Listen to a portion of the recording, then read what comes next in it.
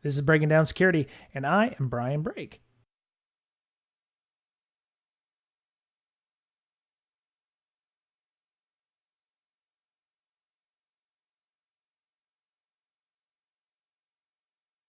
Welcome back, listener. This is Brian and Miss Berlin, and Mr. Boettcher's not here this week, but it's us for Breaking Down Security. Hello. Hey, so Hey, I'm back. Are your arms tired? No, I'm just kidding. Yes. That's an old joke. So you were in New Zealand. Yes. It was awful, wasn't it? It was horrible. Terrible country, terrible people. Yeah. I love, Midwest America so much. That's dripping with sarcasm, people. If you saw her Facebook posts, you could tell she had a hell of a time. She had a hell of a time. So for people who haven't been listening, what were you doing down there? I gave a plenary talk at B-Sides Wellington, and another talk the next day at B-Sides Wellington. Mm-hmm. It was their first B-Sides, and fantastic. They did a fantastic job. Wait, so it was their first B-Sides, and they asked you to come down because it's Berlining down security, obviously. It is. That's how they heard about it. Mr. Brake, obviously. I couldn't have made it anyway. That's fine that they didn't invite me. I don't need to go down to spend time in New Zealand. It's fine. They actually invited me because of the keynote I gave at B-Sides Nashville about mental health and InfoSec. Oh, fantastic. Okay. Yeah. So I kind of updated that one and added a bunch of stuff to it and gave that one on Thursday of the conference. So how many people were there? Oh, I think he said like 700. Oh, wow. Okay. They had to cap attendance. Oh my God. Okay. Yeah, you don't want the fire marshals shutting you down, I guess. So, yeah, they had fantastic. 2 tracks, and it was very difficult in the venue when they let out because it was the same hallway.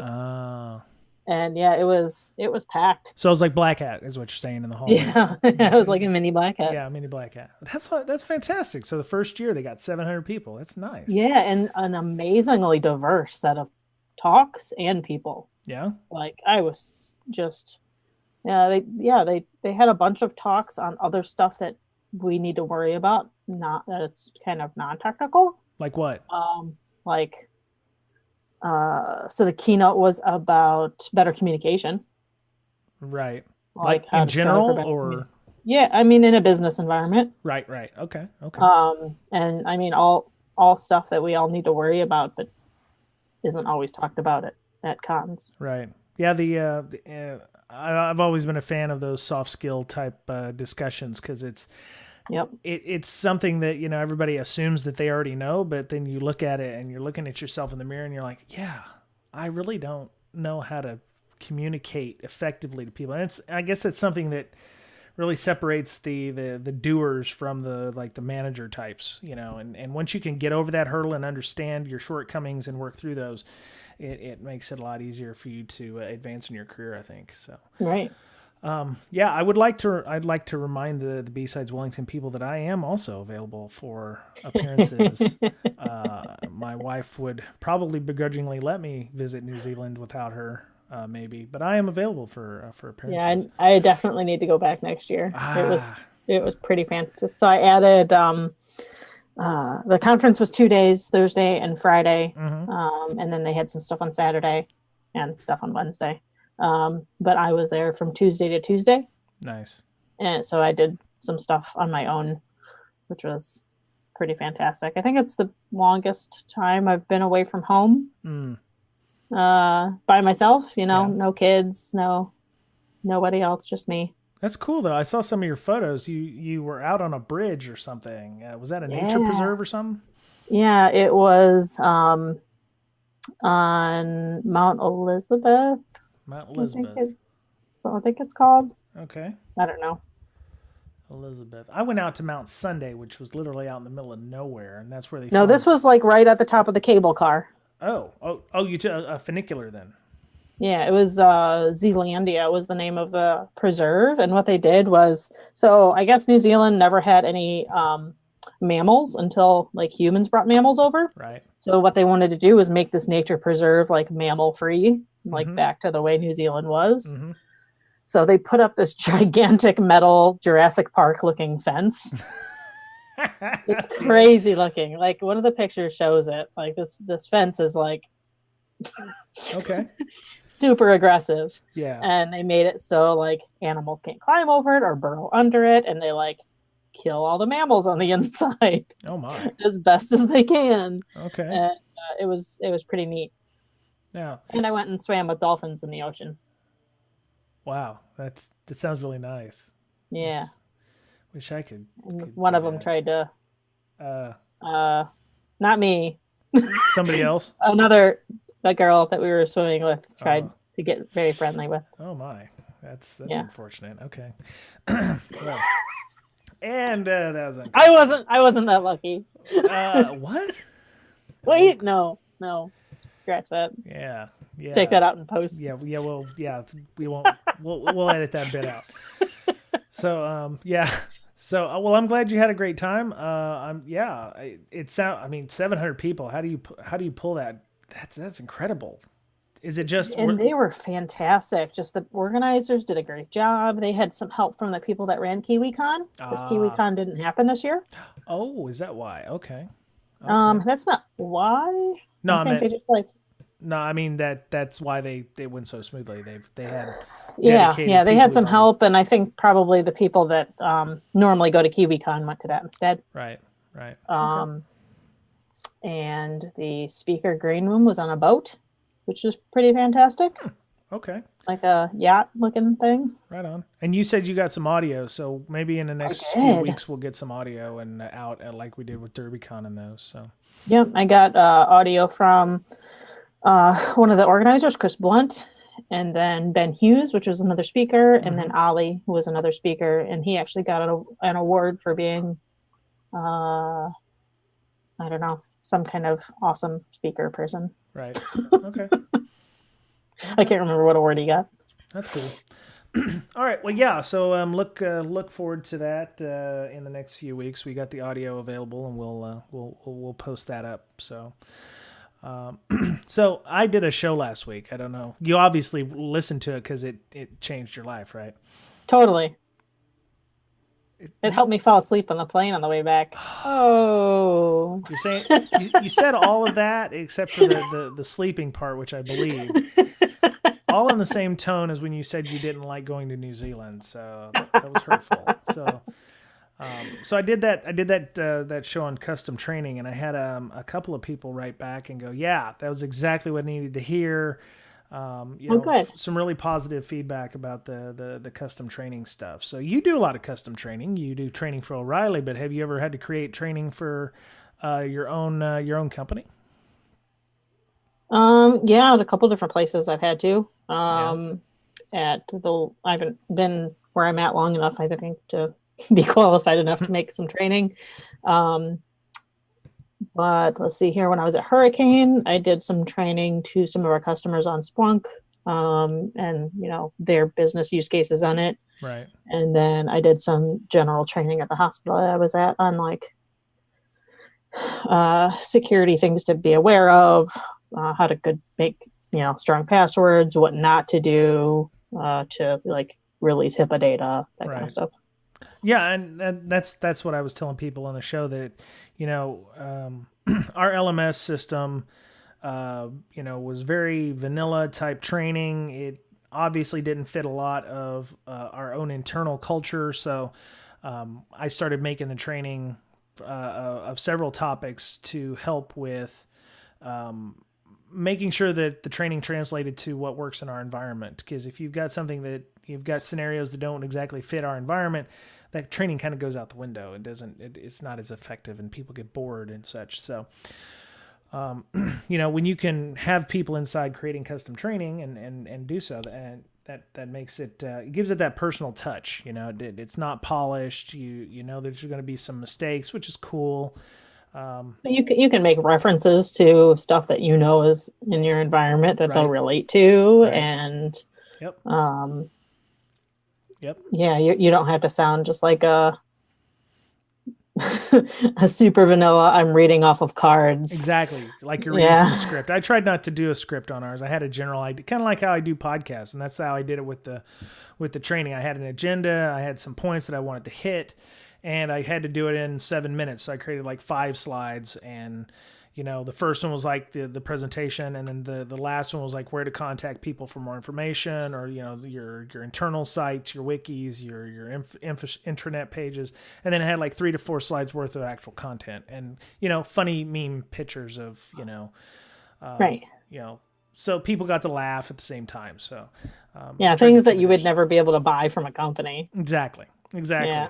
And usually when I create my stuff, I've started to write it all out of everything that I'm saying, as if I was saying it. Yeah. Like I don't make it as if somebody was going to sit down and read it. I write it like I'm going to talk about it, until I come to something that's more of a story based thing. And then I'll just like insert story about blah. And then I'll talk about that, freely. Nice. But it's helped me a lot, I think, to actually write things out more than I had been. Right. Because I was completely skipping topics.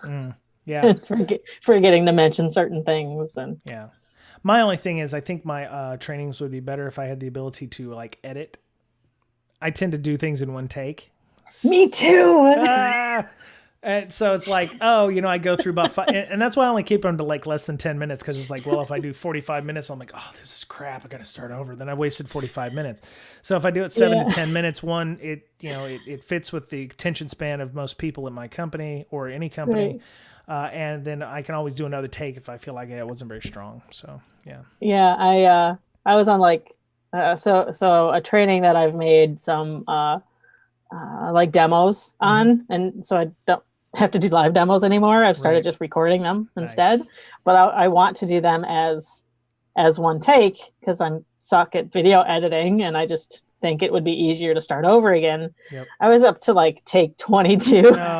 Well, after that point, you get into I got everything right. I'm like, I'm just going to have to learn how to do video editing if I can't get this right. Yeah. And at that point, if you get inside your own head and you're like, well, okay, now I know I screwed it up. And it's kind of like we do the podcast. We don't do retakes. I don't think we've ever had to go, well, this one sucked. Let's start out. Well, maybe we should start maybe keeping a more critical mind on that. Yeah, you should start doing that. Okay, this one sucks. We'll start over. All right, 3, 2. No, I'm just kidding. But I think that's going to become more of a thing where people are going to be creating those trainings because I hope so. There are companies out there dedicated to making these trainings, but it costs a lot of money to get those companies to come in and do customized training. Whereas if you have a dedicated IT staff or IS staff, and that's something that that allows them to go above and beyond. We're an IT staff, we do this stuff, but we also create the training, so that actually gives you an additional bullet you can do for evals or what have you, or and it's a good networking tool, so you can get with developers and understand what they're doing and how they're doing their process, and you can ask questions. The ones I did with some of the developers, setting up like a microservice, for instance, was very conversational. So he's going through this and clicking on stuff, and I'm like, oh, and what happens if this doesn't work? And you're like, well, blah, blah, blah, blah, blah. So, I tried to ask dumb questions, or questions that stop laughing at me. Stop laughing. Sorry. Oh, that's hurtful. No, because I thought you were going to say you tried to ask dumb questions so you would try and foreshadow what the user's going to ask. Yes, that's it right there. We'll do that. That's why I laughed, because I thought you were being mean to users. Yeah, no. No, I actually didn't know like setting up microservices. I had no idea how to do that in AWS. So I was asking questions because I was like, well, what happens if I do that and it breaks? So yeah, I was asking questions that I thought a user or myself might ask. So, but yeah, I got a lot of good out of that. And that was the first podcast I'd ever done without anybody. So that was a really weird one as well. We had JB, one of our friends over in Europe. He went to Sans Berlin and got some audio from the Sans Berlin, some attendees over there. He was taking some of that. He got Heather Mahalik. She's so freaking smart. I need to have her on. She's doing mobile pen testing and mobile app testing, which was fantastic. So we need to definitely have her on in the future to talk about that and how you do those testings. So, Mr. Boettcher, of course, like I said, his wife is a little under the weather, so we're going to take care of the podcast without him tonight. So, now we're starting the podcast. Yes. We've actually been doing the podcast for about the last 15 minutes. Okay, all right. This is all recorded then. Yeah, we're recording this part. Yes. Oh, okay, all right. You want to start over? I mean, no, I'm good. Okay, all right, cool. So we've got a couple stories, and if you've been under a rock this week, you've heard of one of them. It has to do with a fruit company in Cupertino, California. But we're going to talk about the first one that actually both of these stories affected my company quite heavily from two different points of view.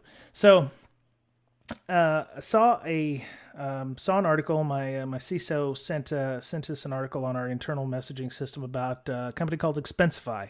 And for those of you who know what Expensify is, and you're probably affected by this, but those of you who don't know what it is it allows people who travel a lot or keep finances to scan or keep track of expenses. Basically, Expensify does expenses and receipts. And receipts, yeah, and it's really helpful if you're traveling or you're a salesperson or you do a lot of travel and you're required to turn in a travel. What are those things? Travel. Expense report? Expense report. Yes. Thank you. I don't travel a lot on the company dime, obviously. So, somebody had tweeted out that they'd found this brand new, or they'd found this thing that called Smart Scan, and what it did was, you take a picture and it scans your receipt properly. And using AI, it detects using OCR, 95% accuracy, and then it will automatically submit your receipt. Well, somebody had found out that Expensify was actually using AWS's, Amazon's something called Mechanical Turk service, which is a human intelligence task service. And basically the thing is it allows you to do micropayments for menial tasks. Like I saw one when I was searching on there, somebody wanted you to use Google Maps to find all the tennis courts in a specific neighborhood in Boston, Massachusetts. And for that, they would pay you 10 cents. And, or other menial thing like, take this list of things and put it in an organized way for them. And that was going to be like 3 cents. Well, what Expensify was doing was... seem like a whole lot of money. It isn't. And I actually read another story about Mechanical Turk, and I'll talk about what a Mechanical Turk is later on. But the average price for some of these jobs on there is less than 10 cents. So, I mean, it's like, you got to do a bunch of stuff to even... I was going to say, I can't think of many things that I would... sense. Yeah. Oh. You froze a little bit. Yeah, I froze a little bit too. So I'm going to turn my video off here. So what happened was Expensify was using this Mechanical Turk to get people to look at receipts that didn't scan properly and fix the lettering and all the wording in them so that they would, they could help train the AI for doing OCR. Obviously, some people had some issues with this. I can see that. Because I found some tweets where people were like saying, yes, I found some hotel receipts with people's names and information on it. I found boarding passes with flight information and barcodes and stuff that could be used to create other possible boarding passes, as we've seen in the past, where you're not supposed to throw your boarding pass away because it can be used for nefarious purposes. But some people said they even found medical receipts on this Amazon Mechanical Turk.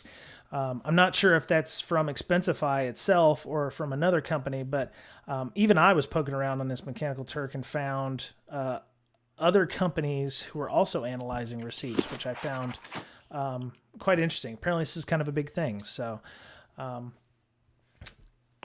the problem is obviously there's privacy issues involved, Yeah, I wonder how many super famous or highly sensitive people use that as a service. Yeah. Yeah. Or, I mean, people who, don't realize where a receipt that didn't get scanned properly is ending up going. I think they later said that was part of like a test bed, and it was only a handful of folks' receipts that were being done. I mean, whether it's 3 or 3,000, I don't think they should be doing that. Right. So what you got? Okay. So you said, how is this different from medical transcriptionists? This was a question you put in before the show. So yeah. The way I understood it was that these people, they do have some people who are, employees of the company, but, they wanted, I think, to test this brand new feature. And the way they spun it was this was a brand new feature that was being used in the cloud to test these things. Medical transcriptionists are usually full-time employees or bonded by a company to not divulge any information that they have from this. Whereas the Amazon or the Mechanical Turk folks, it was just some rando off the street. I could have gone in and done some, receipt verification purposes for 3 cents if I wanted to. All the ones I found were from like grocery stores. There was a couple from like a restaurant or two. They didn't have anybody's name in it other than like the cashier or the server who was there. Could you imagine someone having like scanned in one of the receipts that they did on the old like flatbed ka-chunk? Oh yeah. Scanners, right? Yeah. So you would have all of their credit card information too. That's right. Yeah. I saw some credit card information, but it was just last 4 on there, which is according to PCI is how they're supposed to do that on receipts. Right. But, there's just a lot of it, and Expensify is a worldwide organization, company, so medical receipts are a no-no in the U.S. because of HIPAA requirements. You're not just supposed to pop those things on. You're supposed to keep those under wraps because that's person identifying and personal health information. But yeah, there's even some people over in Europe were saying there were GDPR violations because, if people had their names or addresses or anything on there, that's person identifying information that can't be, taken away or forgotten as easily. So I'm really interested in understanding why they're doing that. But so back to my part of the story, my CISO was like, well, we got to look at this again and make sure that, we turn off, smart scan and whatever. The problem is our finance department wants us to use that capability. It was only the little add-on system where they were doing the analyzing because they want us to use that so that, one, it shows a picture of the receipt so that, you can verify that actually a physical receipt was generated and the person actually bought that, bottle of Crevassier, or if he's a salesperson, I don't know. They only drink the best. So,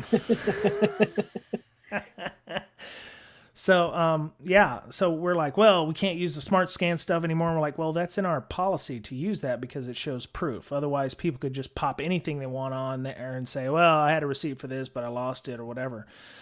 So it's going to be kind of a problem, kind of a pain in the ass because, it's hard to reconcile that because that there's always a chance that they're going to send that stuff somewhere that we don't necessarily want them sending it.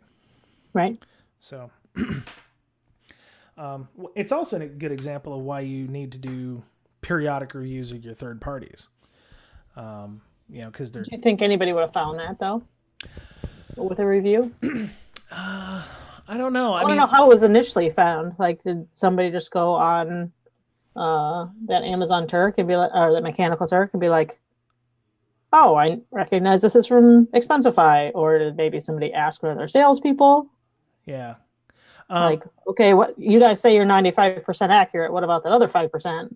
Yeah. Well, how do you handle that? Yeah, the other 5% was where where it went to Mechanical Turk. So, I guess it originally was lit off on the 22nd of November by Gary Pendergast. He said he was browsing through Expensify's jobs on MTurk, found boarding passes, hotel receipts, medical receipts, addresses, signatures, and a whole lot of burgers and burritos. Said he just turned off Smart Scan because that's super creepy. He said the company put in a blog post they were scanning a new private Smart Scan feature that allowed companies to staff their own team with Mechanical Turk subscribers and started testing that on September 20th. So they've been doing this for about 2 months now. Okay. They said they were processing 10% of non-paying user receipts that require human review on Turk, but access was still limited to own SmartScan agents. And then they opened it up to all vetted Turk workers on November 22nd. I don't know what a vetted Turk worker is. I assume it just means they have a Turk account and they were able to have a verified email address. A verified email address on Amazon. Yeah. It says Turk workers are thoroughly vetted by Amazon, and Barrett says during the 24 hours, hundreds of receipts from 3 users were open to all Turk workers compared to routine millions it usually handles. So they're saying like only a small fraction of the millions that they handle, had that happen. But I think this is a good, you said that, well, would a review have caught that? I think we get enough emails from vendors about all of our brand new, exciting new offerings or whatever. I would think that something like this would show up in a SOC document or some kind of audit thing where you'd have to ask that questions about, do you outsource any of your work to third parties? Or these are generic questions you should be asking. Hey, what's happened? What's different from the last time we did an audit with you? Have you started outsourcing any of your services to third parties? You should have maybe a generic questionnaire like we do. We do generic questionnaires from customers, but likewise, we also have a questionnaire we send out to our potential vendors about, do they do vulnerability manager? Do they have pen tests? What's their password requirements? What do they contract with third parties? Where's our data located? What kind of data are we going to be collecting? That kind of stuff. And then, don't give them the same, give them the same questionnaire or look and see if the questionnaires match or if they're different from between, last year to the next year.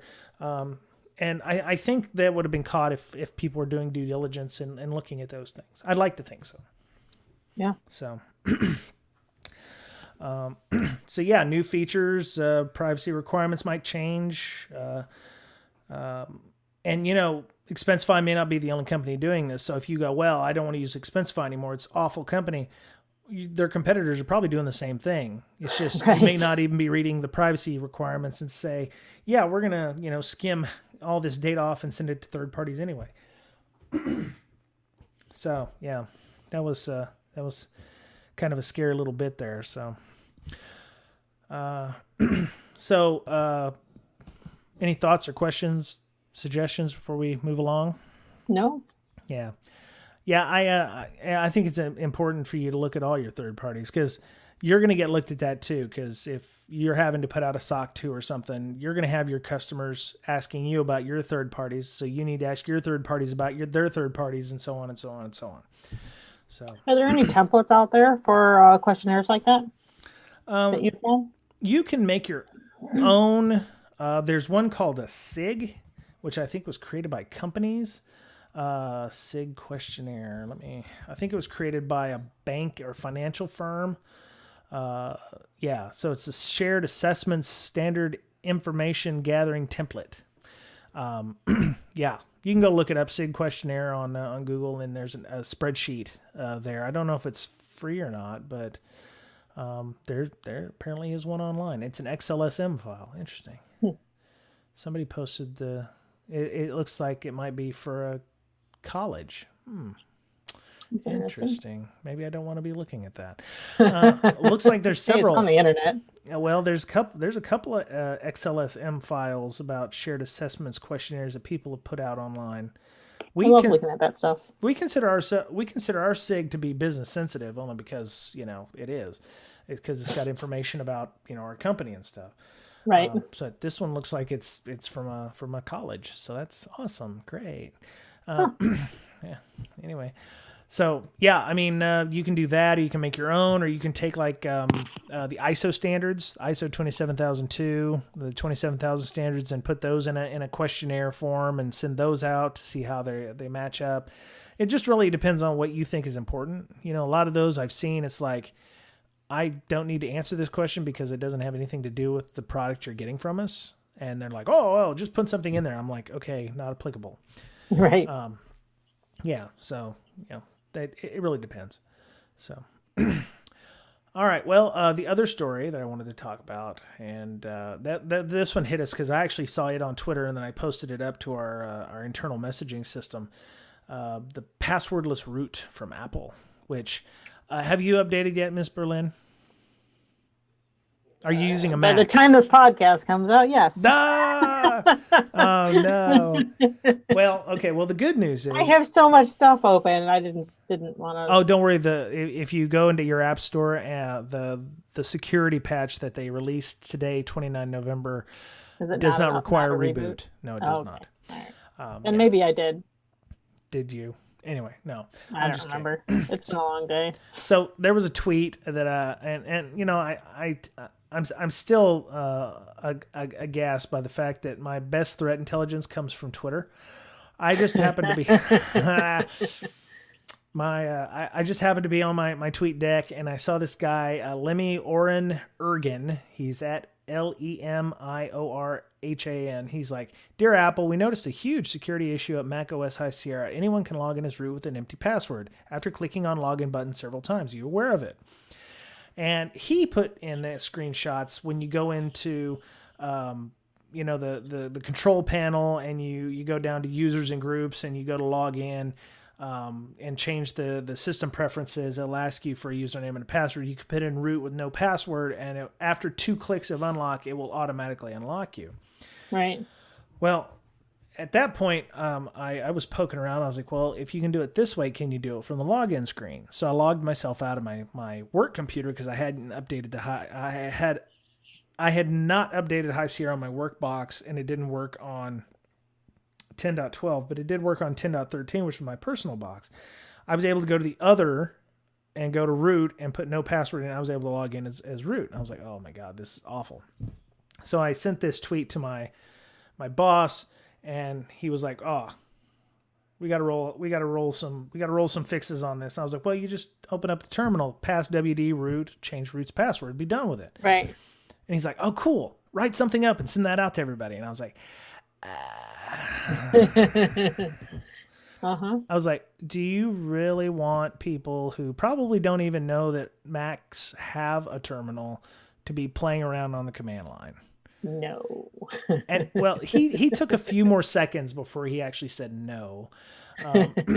Thankfully for us, we have something that pushes out patches and policy updates on our some of our Mac boxes. We have something for the Windows as well in the Linux. But, you know, I was able to contact IT and go, hey, this is a problem. We need to push out something. Can you change root's password? And they're like, oh, yeah, no problem. So we had it fixed within about an hour, so it's not a problem.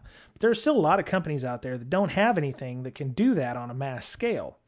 Right. Especially for Macs. Yeah, there's only a handful of things. I think there's something called Jamf, Jamf. Right.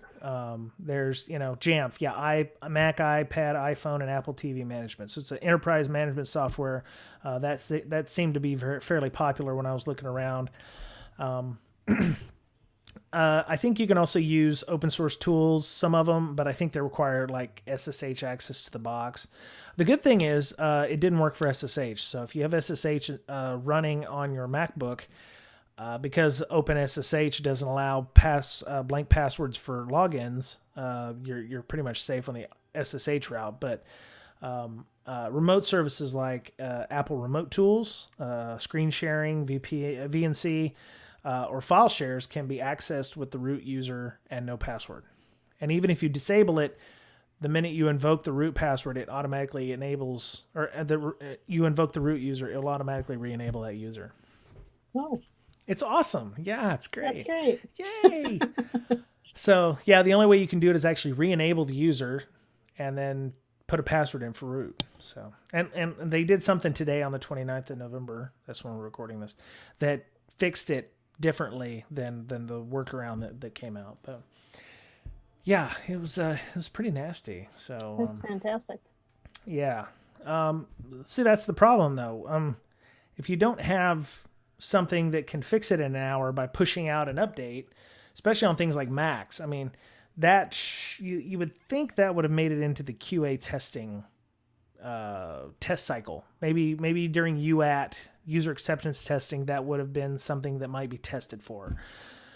If it isn't, I hope it is. I'm sure they already have a process in place, or at least I would hope so, at a place like Apple.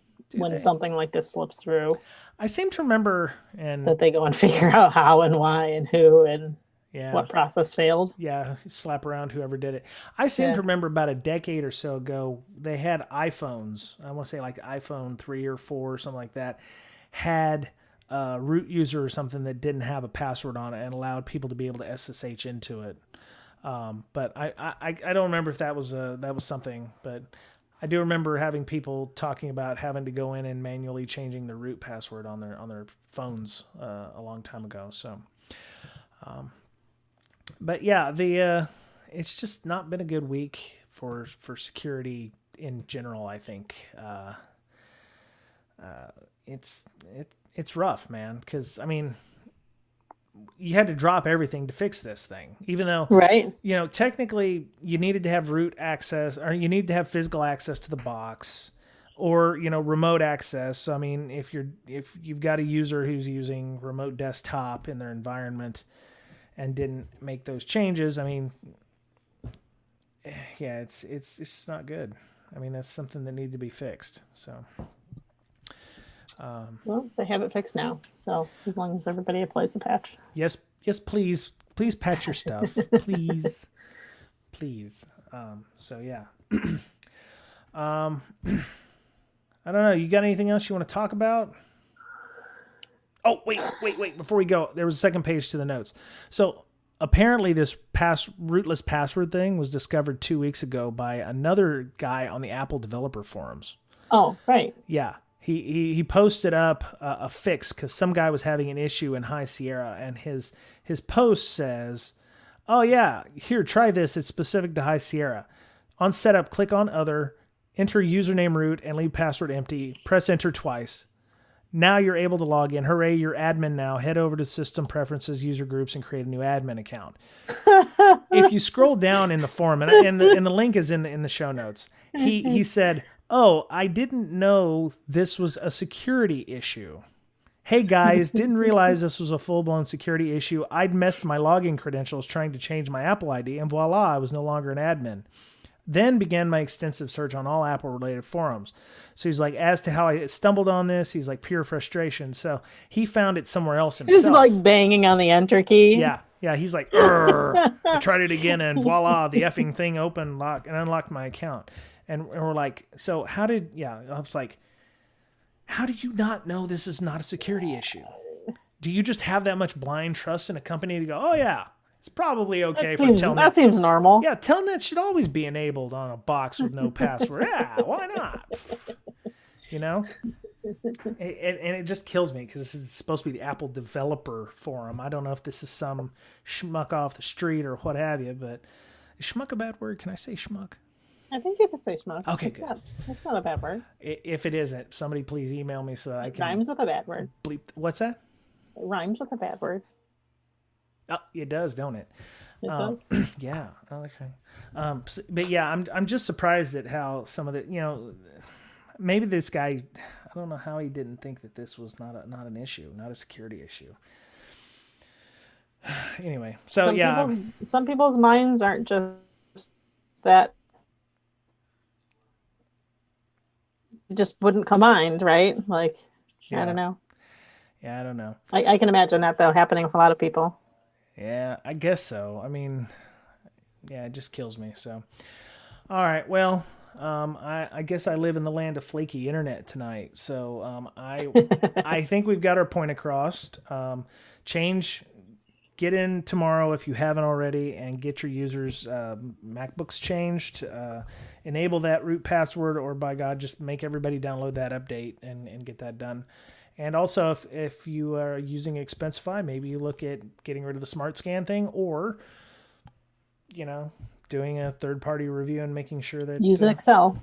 Use Excel, yeah. Use Excel and Google Photos like I do. There you go. I worked at a defense contractor, and they wouldn't take photos of receipts. You had to bring in the paper receipt, and I am not one to... I actually go, no, don't give me the receipt. I don't want to waste a tree. And I'm on travel and it's like, where's all your receipts? And I'm like, I got them in photos. And they're like, yeah, they don't work. So I was like, okay, so if I go print them out, they're on paper technically, so I'm good, right? No, we need the original sheet. What? Yeah, it was a defense contractor. And this was about 5 years ago. So hopefully they've gotten better, but yeah. So I'd lose them. Like I would be out so much money. Hell yeah, me too. I'd be like, oh yeah. They just end up crumpled in a pocket somewhere, even because personally, I never get receipts. Yeah, I don't either. Yeah. So when traveling, it takes everything that I have to remember to get one, let alone keep it. Yeah, and it's getting worse because you have contactless payment. Yeah. So you're like bloop on a phone. Like tap your phone and then you walk away. Tap and go. And it's like, I don't have a receipt, or send you my credit card bill. Yeah, that's what I ended up having to do. I had to send them like a credit card bill redacted with all the other, House of Sweat, receipts. Yeah, I had to do that once. Missing. Yeah. That wasn't fun. Yeah, that was not fun at all. So all right. Well, I think we need to get out of here for the night. Like I said, I miss Mr. Boettcher. He couldn't make it like 3 weeks in a row. He's getting a nice vacation, but we're gonna get him next week. So, better be Miss feeling Berlin, better by then. if you're available for additional appearances somewhere, how would people go about getting you to come and fly out to some exotic location? Anybody listening, if you want to fly me out anywhere, I'm willing to go most places. Wow, it must be nice to be in such demand like that. So I'm waiting for Shaka Khan.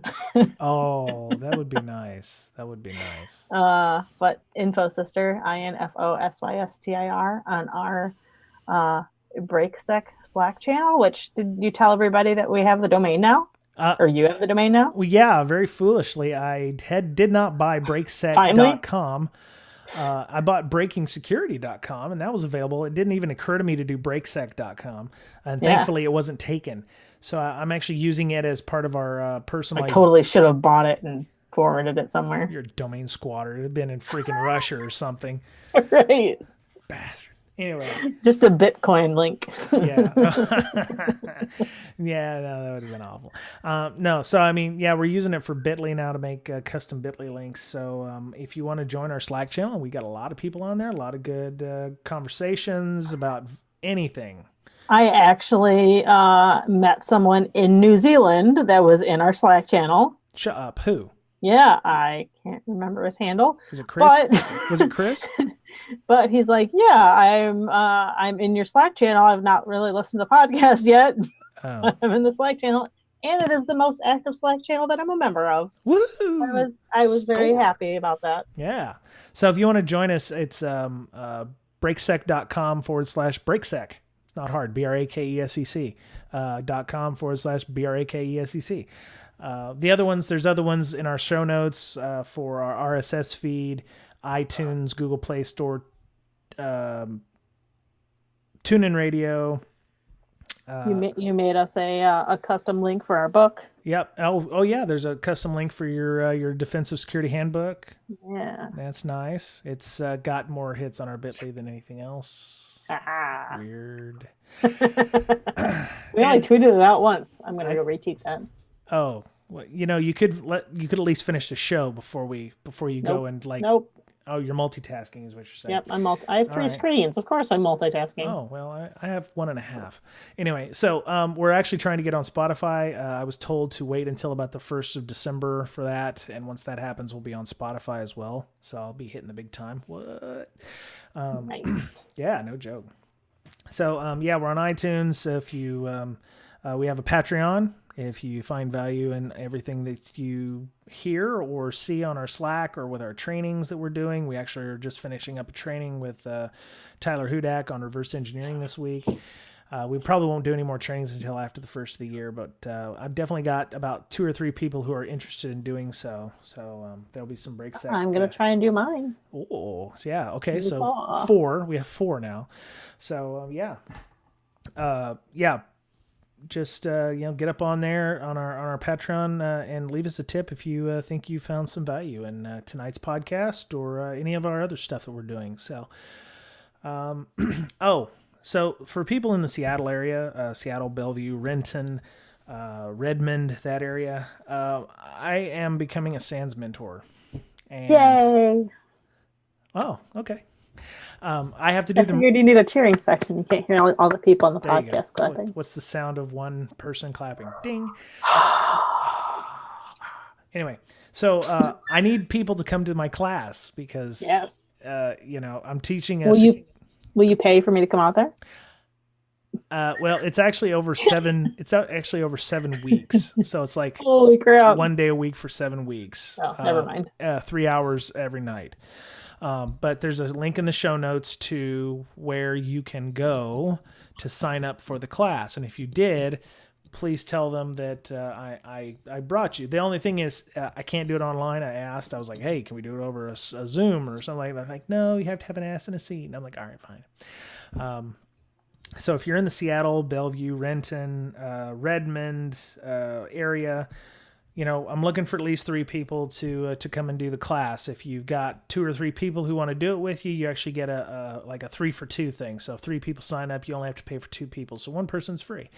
Or, there's 10% off if you're part of ISSA or ISACA or something like that in the area. I think they also give discounts for veterans. So it'll be Security 504, which is incident handling. I passed that one. So they let me... I just have to pass a murder board, which I've heard is murderousness, according to Mick Douglas. So if you're interested in that, there's a link in the show notes to that. It starts March 1st and will go through like mid-April or so. So I'm trying to do Thursday nights in a specific location. So I'll be mentioning it more after this, but check that out, please. Mr. Boettcher, you can find him on Twitter at BoettcherPwned, BoettcherPwned. Breaksec Twitter is at Breaksec, BRAKESEC. And you can follow me on Twitter at BryanBrake, BRYANBRAKE. So that was it for the night. Mr. Boettcher and everybody will be back at full strength next week. And from the world headquarters here in Seattle, this has been Breaking Down Security this week. Have a good week. Please be nice to one another, and we'll talk to you again soon. Bye, everybody.